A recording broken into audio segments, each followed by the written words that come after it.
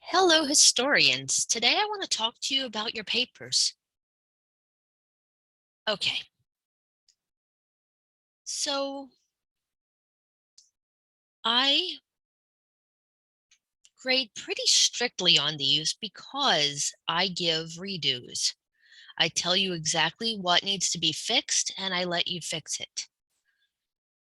So I'm going to talk you through how I grade and what I'm looking for. So for this first paper, I want 700 to 1,000 words. I would like you to aim for 700 words. These are short papers that I want you to get to the point on very, very quickly. Opening paragraph, introduce these two men and why you're talking about them. And then you're going to get into the meat of the argument, and your final paragraph, your fifth paragraph, you're just kind of summarizing the main points and making your point, what you found. So make it fast. I keep you to the 700 to 1,000 words because if you're ever trying to get published in any kind of print media or doing web articles, your publisher is going to say, I need you to write me a 500-word article on this topic. And no matter how good your paper is, if you hand them 1,000 words when they've asked for 500, it won't work for them and they might not print it. So I'm going to get you used to trying to make your point within that word limit. For this topic, you're asked to describe and evaluate the ideas of Booker T. Washington and W.E.B. Du Bois. So you're going to look at their ideas. In this case, I've given you his Atlanta Exposition speech, Booker T. Washington's Atlanta Exposition speech from 1895, and I give you W.E.B. Du Bois's book, Souls of Black Folk, from 1903. And in chapter 3, he specifically says why he thinks Booker T. Washington is wrong. So this is the main idea of the whole paper. What are the ideas of these men? Evaluate them. And then these are secondary things, like what in their lives shaped their views, what social forces were they responding to, what were the merits of their arguments, and do you see any parallels today? Do you agree with anybody? But these you could address in like one sentence. One was raised in the North, one was raised in the South. One was responding to Jim Crow, the other was responding to Northern racism, which wasn't as necessarily dangerous. You're responding to the merits by saying Du Bois had a better argument or Washington's argument was stronger. Whichever you think is right, it's a phrase. You don't have to go into depth on any of this. Do you see parallels today? Okay. All Lives Matter versus Black Lives Matter, or Dr. King versus Malcolm X, or many other arguments. Whatever argument you see, how does it relate to us? And do you agree with anyone? And you might not. So these are just little phrases. Your main idea of this paper, describe and evaluate the ideas of these two men. And if you go to modules, open link in new tab, right here, under the assignment is a link to the Atlanta Exposition speech and a link to Souls of Black Folk, chapter 3. I linked the whole book. You find chapter 3 and look at those. Read them. Okay. Here,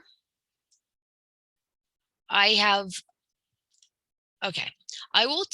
You use 3 sources on all my short papers. You have to use 3 sources. I'm giving you 2 primary sources, and you've got to go out and find another secondary source. On your later papers, for the New Deal paper and the Korean War paper, I give you 1 primary source, and you're on the hook to find 2 other sources. They can be secondary, and that's fine. You have to use at least 1 primary source in these papers.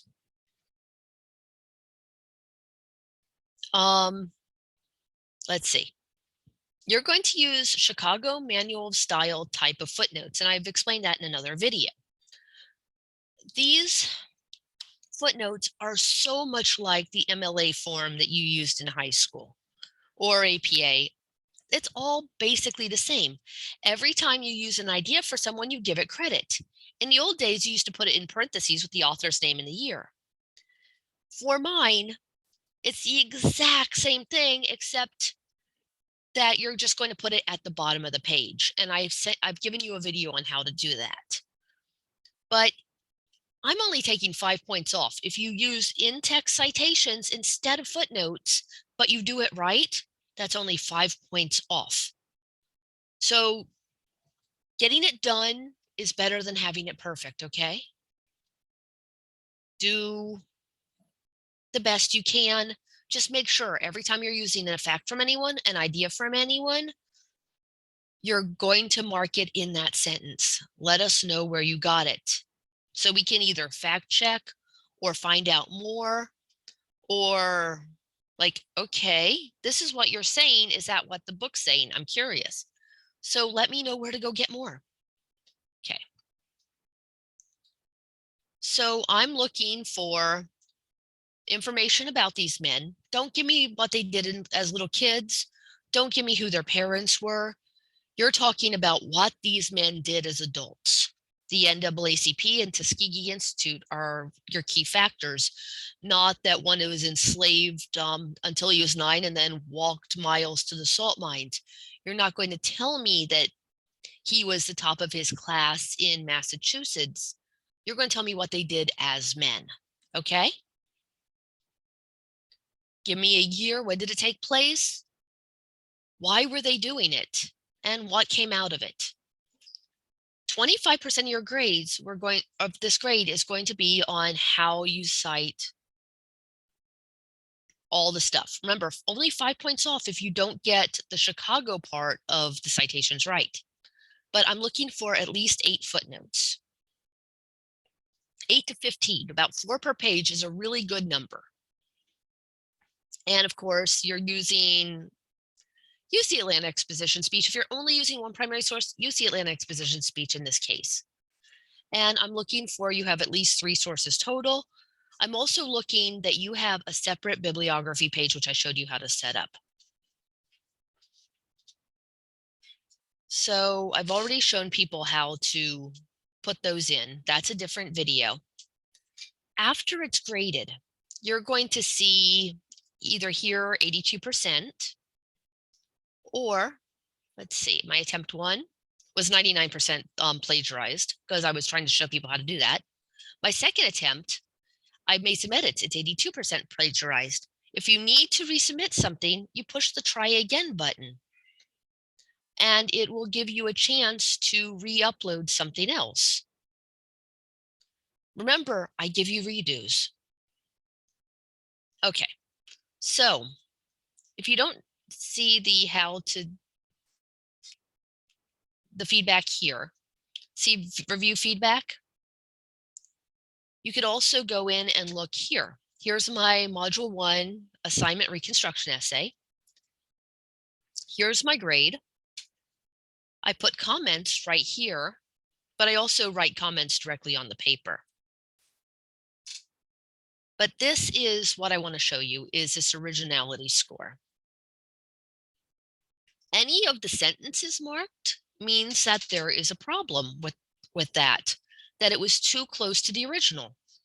And I used to be firm, no redos whatsoever. If this is this much plagiarized, no redos. But what I'm finding out, because post-COVID, a lot of students haven't had the time with the instructors to go over how to paraphrase right. A lot of students think that just changing a few words will get the job done. And so now I'm giving you the opportunity to fix this. So these are 2 students' papers from previous years, from the long ago. So let me make this smaller so you can see it. Okay. During the 1960s, after the Civil War, don't worry about that line. W.E.B. Du Bois and Booker T. Washington. That W.E.B. Du Bois and Booker T. Washington is like one of the most common phrases you're going to find. Therefore, I know to ignore it. Don't worry about that. Let me get out of that edit thing. It looks bad. These two men, once again, common phrase, going to ignore it. But this is a quote. Remember, I've asked you all in these papers, please don't quote. Trust your own voice, okay?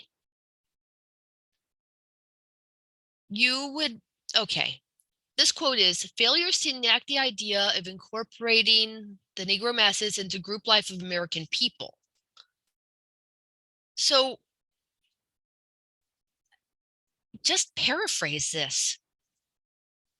Du Bois said that there is no help because of the lack of Black influence or voice in American society. This student doesn't need, where's the mark out button? I want to just draw a line through this. We don't need this quote because he's saying what Du Bois said. And then you would put the footnote where you got this idea at the end of that sentence. Got it? Don't quote. Trust your voice to carry the message. So I'm sending papers back saying, please don't quote. They're only 700-word papers. Therefore, if 4 lines of those 700-word papers are quoted material, you're accidentally now having like 20% of your paper being other people's sentences. And we don't want that. We want you to analyze this stuff. Got it? Students using footnotes, okay. It's Williams, W.E.B. Du Bois is all that's needed for that, but that's another lecture. Oof. Du Bois, not do. Proofread. Once again, we have here a quote. We don't need this quote because the student said this meant that there needed to be forceful change within the educational system that allowed room for Black. Don't use Negro. It's fallen very, very out of favor and it's offensive now. But when quoting, as you shouldn't do anyway, this is acceptable. This is not. But get rid of the quote, and it would allow room for Black scholars to grow. And he referred to those scholars as the talented 10th. Put the citation there. This is an okay paper. This student has at least 8 citations. The reason I returned this student's paper over a year ago is because I asked the students not to quote, and there is a lot of quoted material here. Bringing this student's plagiarism score, his likeness score, it might be a female, I don't know, but bringing this student's likeness score up to 36%. A lot of this, of course, is the references, but a significant portion of it is quoted material. So people need to proofread. But a lot of this is that we can't have so much quoted material in such a short paper. But other than that, student used 11 footnotes. Student used 11 footnotes. The last paragraph is entirely their analysis. So not having any footnotes on that's fine. Used at least 3 sources. This one is from 1895, so it's the primary source I asked for, Washington. So this would be a great paper, but it's returned because of the quoting. This is not me saying that this student's a bad writer. This is not me saying anything about the quality of them as a person. This is me specifically saying my coaching technique, like I was a baseball or basketball coach trying to correct your stance, trying to get you in the right form. Because academic writing is absolutely nothing like normal writing. You're asked to bring in information from tons and tons and tons of sources and get them into your words. So I'm trying to correct your form as an academic writer because I've been doing this. I've been a college student myself for over 26 years now. I've been grading these history essays for about 7 years now. So I know how to get you there. So don't ever take these critiques as personal. This is me trying to guide you. Okay, so here is another paper, another past year. I'm not showing anything current. So this student had 45% similarity score on Turnitin. This is a student who accidentally plagiarized. Once again, more words than I need. Aim for 700. Okay, this sentence, Booker T. Washington and W.E.B. Du Bois were both some of the most influential Black leaders of their time. Capitalized Black, remember. So this sentence got taken almost whole cloth, except they changed the word Black. I'm assuming African-American leaders was the word that was used originally. They took this line whole cloth from their source. This is plagiarism. It's not purposeful plagiarism. The student did not mean to plagiarize. But let's see, what source 10? They got it from Course Hero on the internet. Oh, I want to tell you though, if you look at your Turnitin score, you've probably never been to Oklahoma Community College, but you and the student in Oklahoma, or a student and the student in Oklahoma, were looking at the same source. It could have been the Brinkley book. It could have been, it wasn't the Top Hat book yet, but they could be reading the same book or the same website, and Turnitin has access to this Houston Community College essay, but not the book. So it's going to say that these came from these places. That doesn't mean I know that you didn't go to these websites, but you and this person shared a source. You being the general second person you, which that's why I tell you never use you in these papers, because no, I'm not actually talking about you. I'm talking about a person. Here's another one. Washington delivered his Atlanta Compromise speech in 1895 to motivate Blacks and whites in the South. This is because the student was reading the website and not taking notes in their paper. I kind of hinted at this in the previous lecture, but I'm going to show you, I'm going to stop sharing here for a second and show you my notebook and how I do my research. So this, hopefully you can see it. Autofocus is a bear on here. Come on, autofocus. Nope, it's not going to work. But at the top of the page, I wrote Sloan, 1991 is the book I was reading. Here, I know I'm going to use it, so I have the whole biography. It's Sloan, comma, David Charles, comma, 1991. The Last Great Necessity is the title. This is printed by Baltimore and London, Johns Hopkins University Press. So I have the entire bibliography there. And so when I took notes, I paraphrased. Let me see. Sorry, I can't get my camera to do the autofocus like it should. But I write an idea. I write a few words, and then I put the page number I got it from so I can go back and look. I never write a quote, if I do, like there's a amazing phrase they used, I mark it in quotation marks knowing it's a quote. So then I write my essays from my notebook.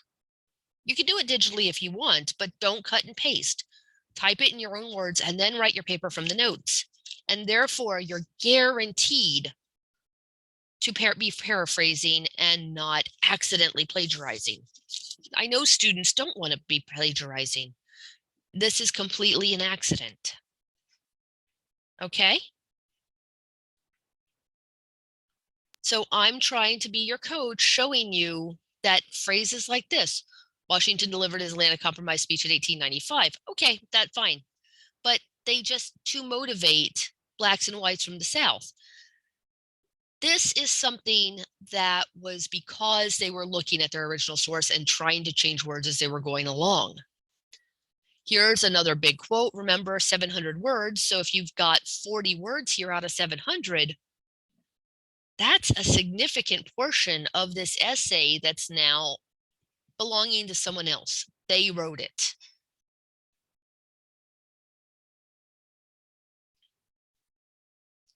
Here's another one.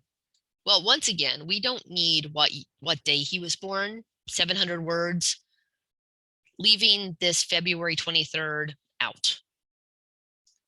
But this line here is once again accidentally plagiarized. This is not me saying that this person's a bad human being. I'm not saying this person's a bad writer.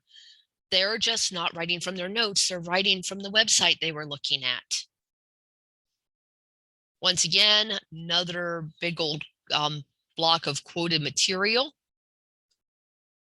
So this is, they're not citing where they're getting the information from.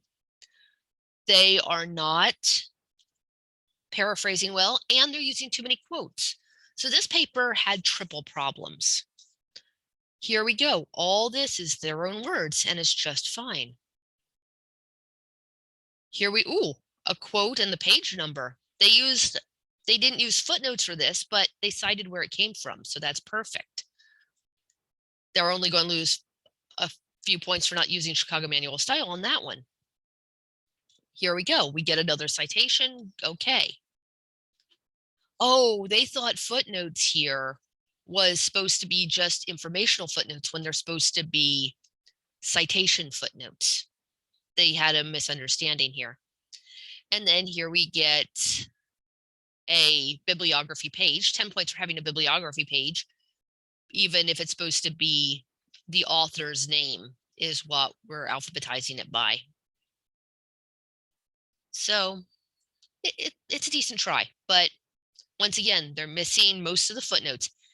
It's not just for quotes. It's every time you have a piece of information from anywhere, you cite it.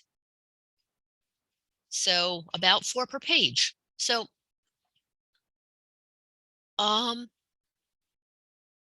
he had experiences and saw firsthand what needed to be accomplished for the African American community.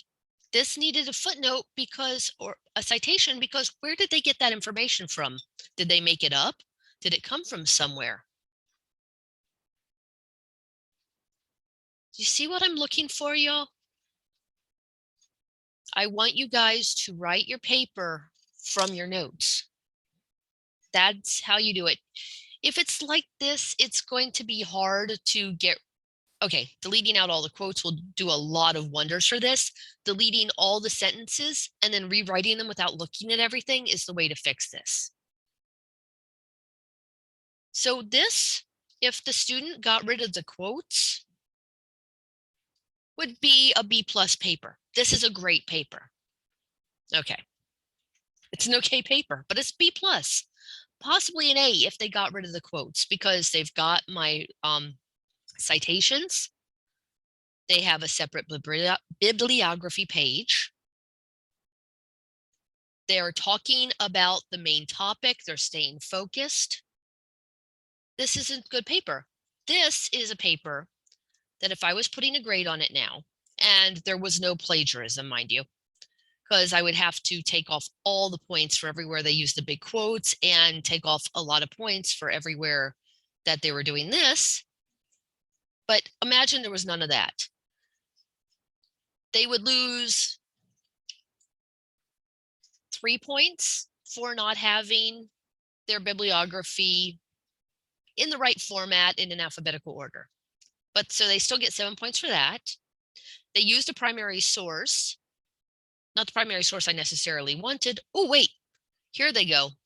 This is the primary source, but they didn't credit it with 1895 or Booker T. Washington. So they would get the primary source credit. So that's another 10 points they get. They didn't use Chicago Manual style footnotes. So that's -5. And they used 1, 2, 2 citations instead of 8. So they would lose 8 of the 10 points for having citations. If there were no plagiarism, this would get a C. But since there is these lines, I can't grade it.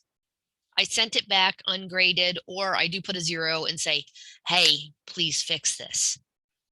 Okay?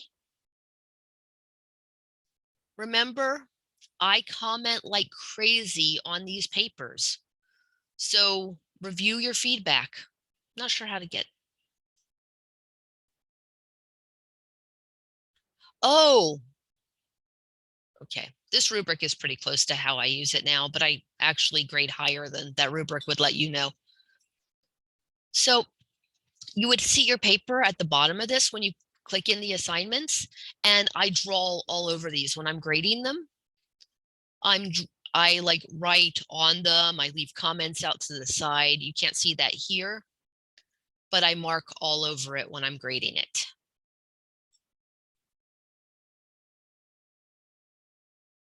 Did I mark all over this one? No, I didn't mark over that one either. I'm sorry. But check your feedback, check my comments, view feedback. Okay. Never, ever, ever, ever reply to these comments. Canvas doesn't tell me you've replied. So if you need to talk to me, do it through inbox, okay?